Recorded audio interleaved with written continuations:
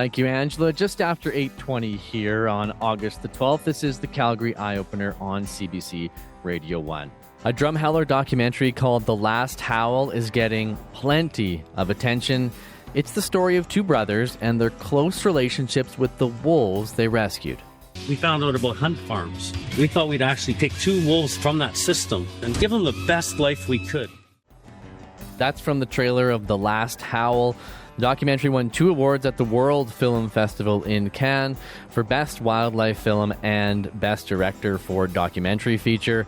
Matt Poprosky is the director and one of those brothers. His studio is based just outside Drumheller, and he's there this morning. Good morning. Good morning, Josh. I was watching the trailer, and one of the sort of focal points is this wolf named Timber. Can you tell us a little bit about Timber?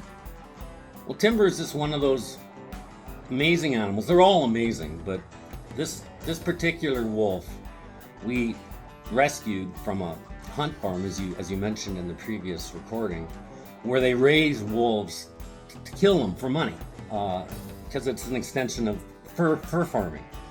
And previously, we had made a TV series and some films about mountain lions. That was sort of my idea, and my brother wanted the idea to do wolves. It was his idea to do our next projects about wolves. So we went to one of these hunt farms, and there was a whole bunch of wolf pups running around in a little cabin.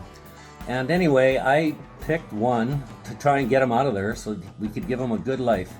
And I picked the good one because he ended up being a very gentle, playful, fun wolf. I mean, he also still was a dangerous wolf, and we all got to remember that. But he and I really built a special relationship. Can you tell us a little bit more about that relationship?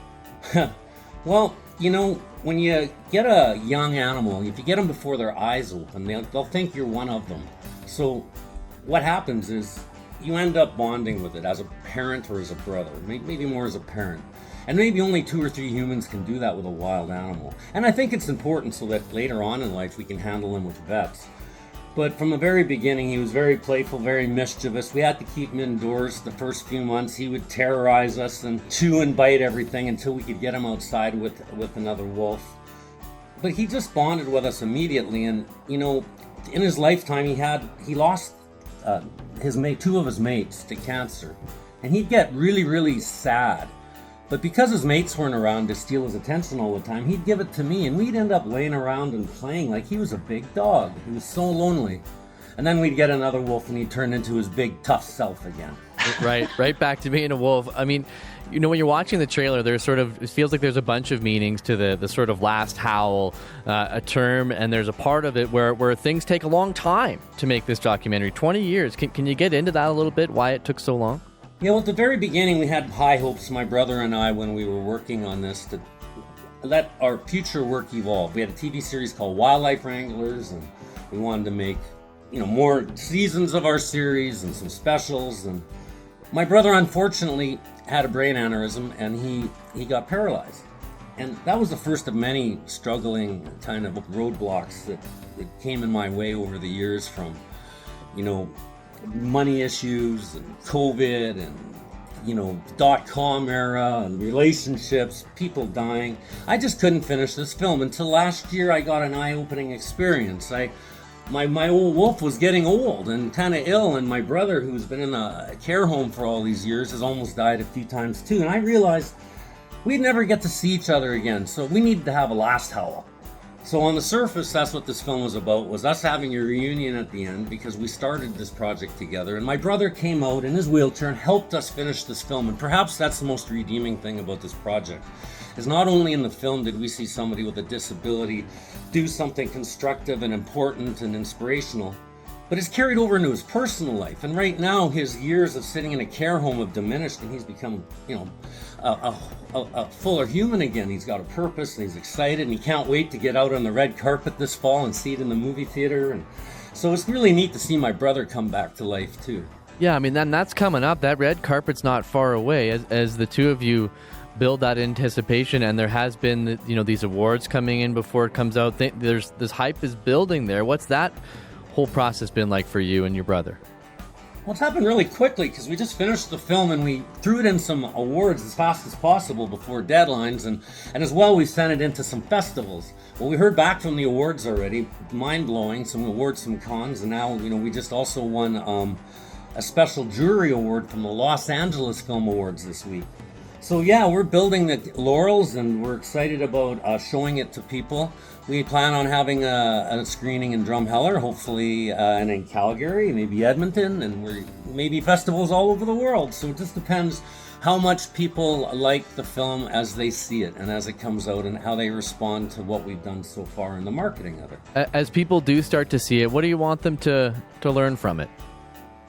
Well, there's bigger things at play here than just the issues of our beautiful relationship with this animal and learning and that intimacy and how important they are and how important animals are to us. Overall, I think communicating with animals is a universal language that anybody in any culture and religion can do from any country. It's a commonality we all have. Maybe it's something we can find that can bring us back together. And then on a couple of other levels, our film explores sort of some moral dilemmas that we ended up facing that we never planned on. And one is, how do you deal with animals in captivity? People are against that. What's right and what's wrong with that? And then animals in the wild, wolves in the wild, how we're treating them. They're sort of in a catch-22 where we push them to a place with all our overdevelopment that they're, preying on our caribou herds and putting them in trouble. And as a result, we have to kill them by helicopters. In the States, they're running over them with snow machines. It's, and then we wonder about all the morality of that. So our film digs deep as well. It not only talks about our real personal relationship, but it goes on a global level and kind of tackles some bigger issues too. There's a lot going on there, Matt. And just briefly, do we have a sense of when we'll be able to see it, when it's coming out?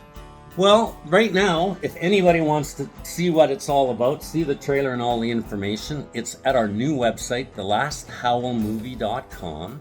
We also have a YouTube channel at Starland Studios. Keep your eyes open. We'll announce it on our website, and you'll be seeing it in the media as well, because we're going to not relent. We have a lot to say, a lot to share, not just our story, but hopefully things that can sort of help the world a little bit. Perfect. Hey, Matt, thank you so much for taking a few minutes of your morning with us. Thank you for your time, and really appreciate you getting hold of us, and thanks again.